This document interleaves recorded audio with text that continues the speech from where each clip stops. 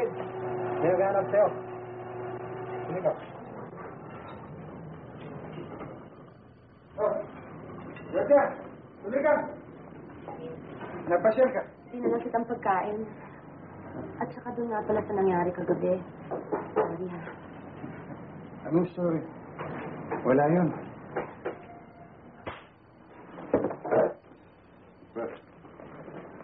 Ang masarap ito.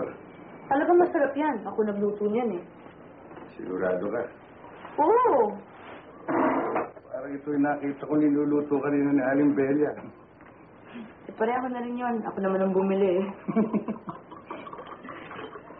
Delphine, may nasabi sa akin si Mang Basilio.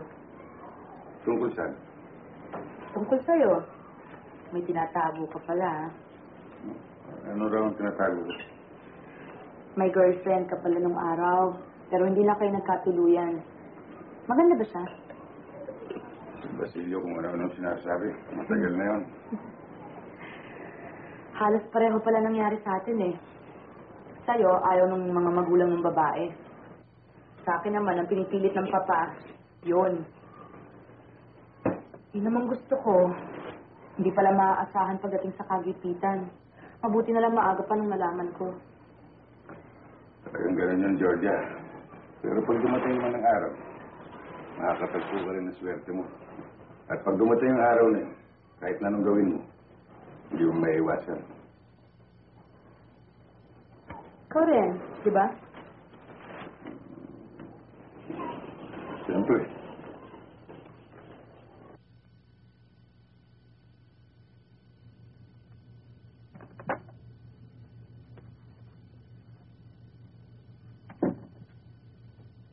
Alam mo, Dok, hindi nakakakain yan. Kaya malakas humina ang katawan. Ayaw kumain eh.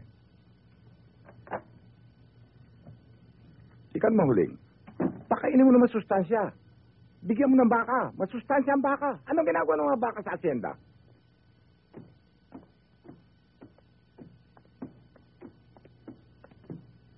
Doktor? Attorney? Nababahala ako eh. Ang laki ng ipinanghihina ni Dionisio. Ano ba talagang diagnosis niyo sa kanya? Alam mo, attorney, matagal na may diferensya sa puso si Don Dionisio. Pero hindi naman masyadong delikado. Ang nakapagtataka lamang kung bakit ayaw niya magpapasok sa ospital para magkaroon ng thorough check-up. Kapag pinilit ko naman, mismo si Damian ang tumututol. Nakapagtataka. Pati si Damian tumututol. Dito na amin, barangay Isaro. Pag nagkatuwaan ay nag-aawitan. Bata man o matanda, pangit man o maganda, kung kayo'y di mainit, siyak matutuwa. Dito po sa amin, barangay Isaro, pag nagkatuwaan ay nag-aawitan. Bata man o matanda, pangit man o maganda, kung kayo'y di mainit, siyak matutuwa.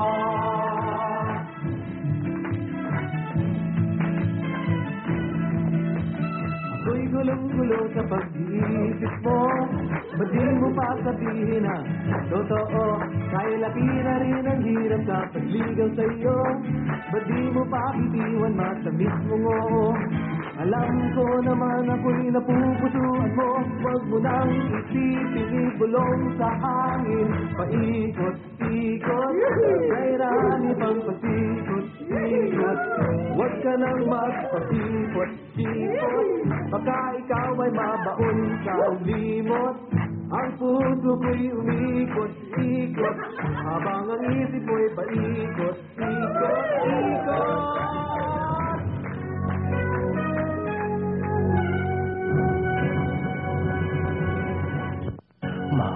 Maalaala mo kaya ang sumpa mo sa akin na ang pag-ibig ko ay sadyang di magmamali. Kung nais mong matanto, buksan ang aking puso. Ang tanging larawan mo, ang duoy nagtatago.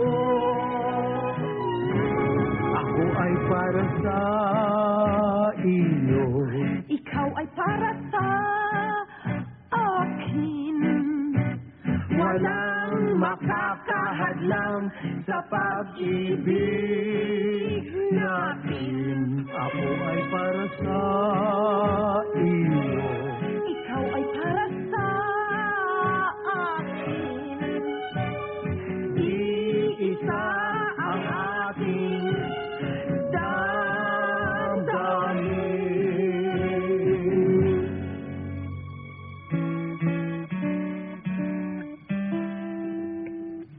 Dahil ika'y bagong salta, dapat ay kumanta.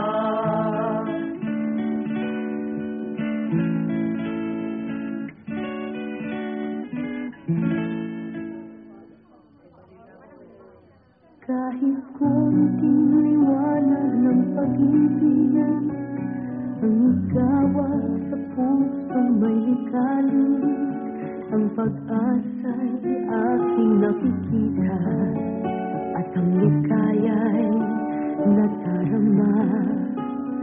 Kahit konting liwanag ng pag-ibig, ang sa akin ay pahiwatig, o bihig ko kay ganda ng langit, at ang awit kong dinggin ay kay kami.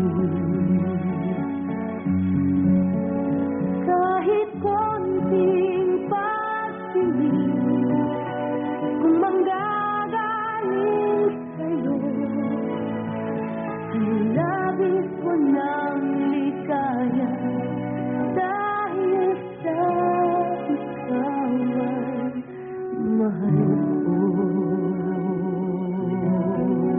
Galing yan! Ay, wait a minute! Halika, ikaw naman kumanta na si Georgia! O, ikaw naman ang kumanta! Halika! Kumusta ka? Ikaw ay walang pinag-iba.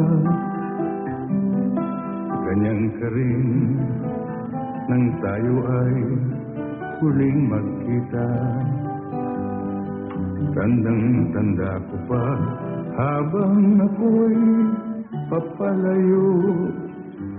Tinitignan kita hanggang wala ka na. O kay tagal na ako'y nag-isip at naghintay. Mapita ka, mayakap at muling pang mahagkan. Ngunit ngayon nangyari na, ako ay nautal. Walang masabi kundi ay mahal ko.